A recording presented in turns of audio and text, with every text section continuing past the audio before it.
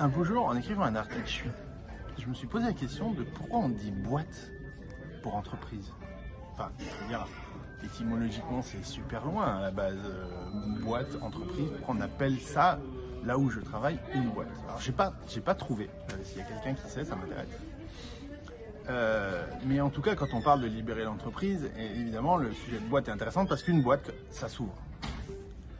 Alors, prenez un lion par exemple et mettez-le dans une boîte, enfin une cage en l'occurrence. Voilà, vous avez votre lion dans une cage et visualisez ça.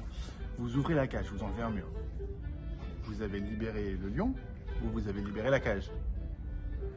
Moi, j'aurais tendance à dire que le lion est libéré, pas la boîte.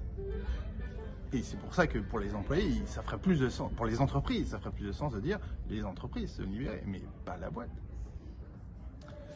Alors poussons un peu l'exercice un peu plus loin et imaginons maintenant qu'on enlève complètement la boîte.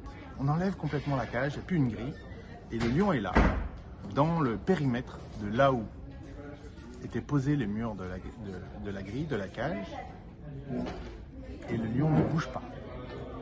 Enfin, il reste dans le périmètre, il bouge, tout ça, il va manger, mais il ne sort pas du périmètre de l'ancienne boîte. Est-ce que le lion est libre ? Comment on peut savoir? Est-ce qu'il a choisi de rester dans le périmètre ou est-ce que, ben voilà, à force de se faire taper dessus dès qu'il mettait un pied dehors, maintenant il est terrorisé et il n'ose pas en sortir? On ne sait pas. Il faudrait être dans le cerveau du lion. Alors par contre, s'il descend au village et qu'il bouffe un gamin, ça c'est sûr, on pourra dire qu'il était libre. Mais tant que le lion ne sort pas du périmètre, et donc dans l'entreprise, comment ça se matérialise, j'ai envie de dire, ben, tant que les gens ne sortent pas de leur job description, on ne peut pas savoir s'ils sont libérés en fait. Et si vous augmentez leur job description en leur disant bah, maintenant tu peux faire plus de choses, bah, tu peux toujours pas savoir s'ils sont libérés. En fait, la libération ne peut avoir lieu que au travers d'un moment de rébellion où le salarié va faire quelque chose qui n'est pas dans sa job description.